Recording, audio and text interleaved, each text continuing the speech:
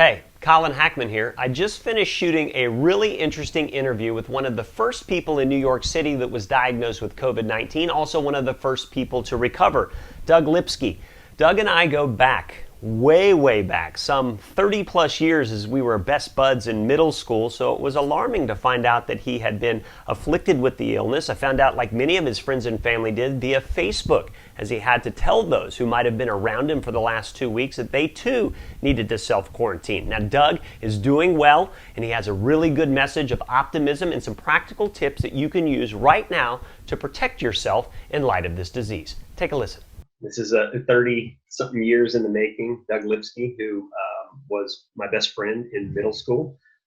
And I have some great videos of Doug and I talking on video from back in like 89 or 90, 91, somewhere in that growing, those early formative, barely post-pubescent years of awkwardness in middle school and how much fun that was. But Doug had posted, he's an employment lawyer in New York City, and he had posted on his Facebook wall 2 weeks ago now, I think, that he had been infected with COVID-19. And it was interesting to read his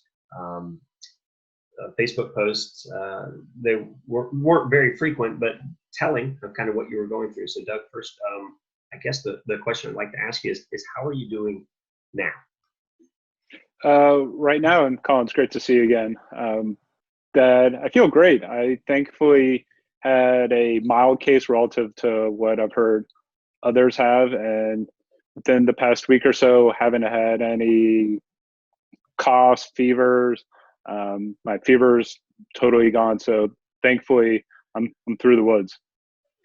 And I guess then take me, it's great as you hear, obviously the media, there's a lot of talk about what it's like to be infected, but take me through from your symptoms to diagnosis to what happened and what that was like.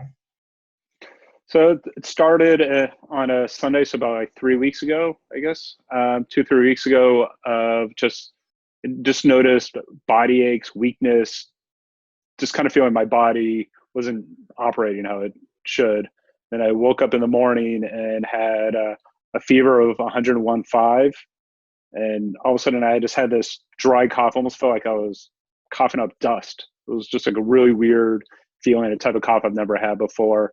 And having seen on the news that body aches, fever, and a dry cough are symptomatic of COVID, told my wife. We called around to find out where he could get tested. And a few weeks ago, it was still pretty hard to find where to get a test. Went into an emergency care center, so not the ER, but just one of these like walk-in clinics. And walk in, the person has a face mask, gloves, totally covered. And they asked me what my symptoms are. And I told them my symptoms, and my sister-in-law had recently come back from Italy. So they put all that together, immediately put me in an isolation room. And then they took my vitals. They then tested me for the flu, which they were able to get the results back in a few minutes. Once that came back negative, they then tested me for COVID, which involves taking a Q-tip and shoving it pretty far up your nose, which is not fun at all. And I found out the results, that was on Monday. I found the results on Friday. So Monday to Friday was just the progression of the fever, the headaches. The headaches were really bad. It is, your whole body just feels totally dehydrated, and the headache just stays with you from when you wake up till you go to sleep. You take Tylenol, it helps a little, but it is just knocks you off your feet. Sorry, go ahead. Yeah. And then Friday, they called me up and told me I tested positive, and they were fantastic, like walking me through what I need to do, what my family needs to do. And so one of the big things is me letting people know who've been around me that I tested positive, so they can then quarantine for 14 days. So that's when I posted on Facebook, letting people know I tested positive, because one, I thought it was important to get it out the easiest way possible, Facebook, Instagram, really helps in that. And also, we're all seeing on the news people testing positive for COVID, but I was the first in my circle to test positive. So I wanted people to see that here I am, that someone who I thought I did everything right. And I still found a way to contract COVID. And, my law firm that we've been working remotely since about early March. So before Governor Cuomo, around March 20th, he issued an order for everyone to stay home. He called it the pause order, but we were already working remotely. So when I tested positive, I had already really scaled back my interaction. But one of the important things also I needed to do was self-isolate from my family for 7 days. So for 7 days, I was in the guest bedroom. Whenever I came out to see my wife or my baby girl, I had to wear a face mask and gloves. Thankfully, my daughter thought it was funny. But for 7 days, you're kept away from your family. Meanwhile, my wife and daughter have to be quarantined for 14 days, which thankfully ends today. So not there's many things for us to go out and do, but we're all out of the woods now. And did either your wife or your daughter contract COVID? They didn't test for it, but I think they had it. My wife developed the symptoms of losing her sense of taste and smell, and had some body aches, but no fever, no headaches. And because it wasn't that bad, and those were pretty symptomatic of COVID, she didn't get tested. My daughter, she had the way, they're not quite sure like how it shows up in babies, but she was just not herself. Like her stomach seemed to be bothering her a little, but now she doesn't show any signs of that. And my wife's sense of taste and smell are back. So it looks like they're all through it. Did you lose the sense of taste and smell? Thankfully, no. It was one of the common symptoms that I didn't contract. Could you compare this to another time that you've been sick, relatively? Just for your comparison, what was this like? Have you had the seasonal flu before, or have you had similar issues? The body aches and fever definitely feel like the flu. It was the fever and the dry cough that were really different. The headache just really hits you in such a unique way that they tell you to stay hydrated, and I was drinking tons of water, but it didn't matter. I felt totally devoid of like any water. And the cough is just a weird sensation. Normally when you have the flu, it's more of like a phlegmy cough, but this just felt like nothing was coming out. It was painful. Was there, so you went Monday to Friday between testing and diagnosis. When you were diagnosed, had you already turned the corner physically, or were you still symptomatic? By then I was already feeling better. My fever had broken, the body aches were gone, but the headache was still there. It took maybe like 10 days for the headaches to really go away. And then once you were diagnosed, talk just about what emotions were you experiencing? What was that like? I mean, when this thing that's on the news and ubiquitous on social media and everywhere else, and you're one of the first people diagnosed with it, what were you feeling? It was a weird sense of guilt, and also fear that I felt bad that even though I thought I did everything right, like I brought this into my home, and now my daughter, my wife were all of a sudden like at risk of doing it. And just that angry feeling of I thought I was really safe, that I went out minimally, I was wearing gloves going out, but somehow like I still contracted it. And you think that was possibly from a family member that had visited Italy, or do you have a thought of how you contracted the disease? I'm not sure. I retraced my steps. It could have been from my sister-in-law, or just you order delivery food and you touch the container. Maybe that person had it, and then all of a sudden you unknowingly touch your eyes. and you get it. There's just so many ways to get this, and even if you're being the smartest, you can still get it. That's why you just stay home. And talk just a little bit about that for those of us who aren't living in New York. What is it like there right now? What is the city like? It is eerie. It is sort of like a zombie apocalypse minus the zombies. The streets are totally empty. Restaurants that are always jam packed are closed, and you go out for just a half hour to walk around, fresh air, and you don't see anyone. And when you do see people, everyone kind of looks at each other suspiciously of, do you have it? Are you going to give it to me? And then you go home. The most interaction you have is going to the market, and there's all the cashiers have plexiglass now separating them from you, sort of like going into a bank. And New Yorkers are very aggressive and pushy, are not mindful of personal space, but that is noticeably changed. So when you're in market and two people are going for eggs, that one person is very good about giving the other person space. So people definitely like receive the message, but it's a different city right now.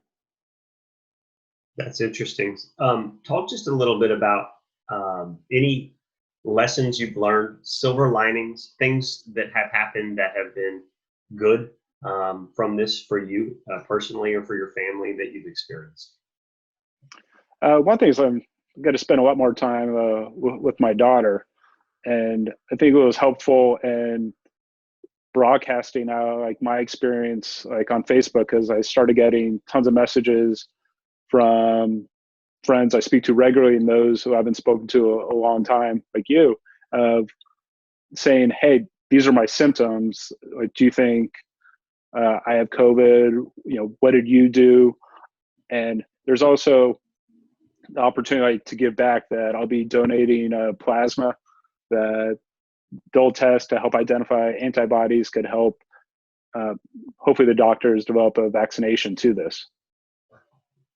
Yeah, and what will you do that through? Do you know what process you'll do that for, or you're just available to that, or is there, what are the next steps for you as far as that goes? Mount Sinai Hospital in New York is one of the main centers for that.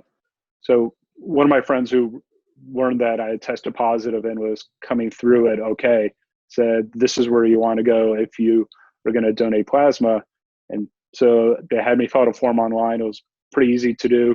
And someone from the hospital contacted me to schedule time for me to come give plasma. And so I guess just a little bit about your own personal thoughts of the response as a person that has contracted the disease, and you're watching the response both locally in New York and globally. What are your thoughts on how people are responding, how government officials have responded, and sort of like the climate effects? Now it looks like people get it, of just how serious this is, and how, you know, it doesn't just, even if there's an outbreak in one city, it's not going to stay there. It's just going to spread where people move. But early on, it was hard to watch, of knowing that this is coming, that this is going to hit New York, it's going to hit other states bad. And there was just no real mobilization on the federal level. Even our mayor initially was saying, go out, take the subway, it's fine. So there's such like that disconnect of what we knew what was coming and what we were hearing from the federal level. But our governor, Governor Cuomo, has been fantastic. Just, he's a straight talker and tells us what's going to happen, that it's going to be bad, while also like adding some comfort of some humanity to it. We'll get through this. This isn't the worst thing that has happened. You know, spend time with your family, but this will be bad. So finding that right balance. Yeah, it's interesting, the right balance. It seems like things are a little bit out of whack, at least for a lot of different people who, you know, the implications of this that have happened in, you know, the stock market, the workforce, and multiple businesses. I guess really every business has felt some sort of impact from this. Who else was going to ask you? Going forward, what is your thought as far as how will you, as a person, have you changed? Like, do you think that if restrictions are lifted in the end of April, the middle of May, have you learned things? Will you view the world differently? How will you approach going to the supermarket? How will you approach going to work? Have you changed? You're definitely now much more mindful of everyone around you and having to wash your hands like immediately, but also just that like sense of community is like, even though all the streets are empty, there's such a sense of like we're in this together, that we're a large city with millions of people, but we're gonna beat this together because we're all staying at home when we don't want to be home. We're all doing things that we don't want to be doing. So it's inspiring to see everyone do these personal sacrifices. So it's like, in that sense, it lifts you up. That's cool. What would you say to someone that is recently diagnosed? You'll get through it. That do what the doctors are telling you. Be mindful of that. It's not just about you, that you could spread this to others. And the sooner we all take the right precautions, the sooner we all get through this. But if your symptoms get bad, especially if you have any breathing issues, go to the hospital. That is where you're seeing the most serious cases. Thankfully, like, I didn't have any breathing issues, so that wasn't an issue for me. But if there's any tightness of breath, go to the hospital. It's not worth the chance. It's awesome. I'm glad you're recovering well. It's good to see you. It's been a long time. Anything that you want to add? Just food for thought for our audience or people that are watching. I think the biggest thing is just realizing that even though like New York City is this epicenter, that people from big cities come to small cities go to big cities. So this is impacting all of us. We're all in it together. So with all of us doing the right thing, we'll get through it faster. We can be outside and enjoying the world around us instead of just being on our couch. It's awesome. Doug Lipsky, it's really good to see you. I appreciate your time. I'm glad you're recovering well. My best to you and your family, and brighter days ahead. Thanks, Colin. Great to see you too.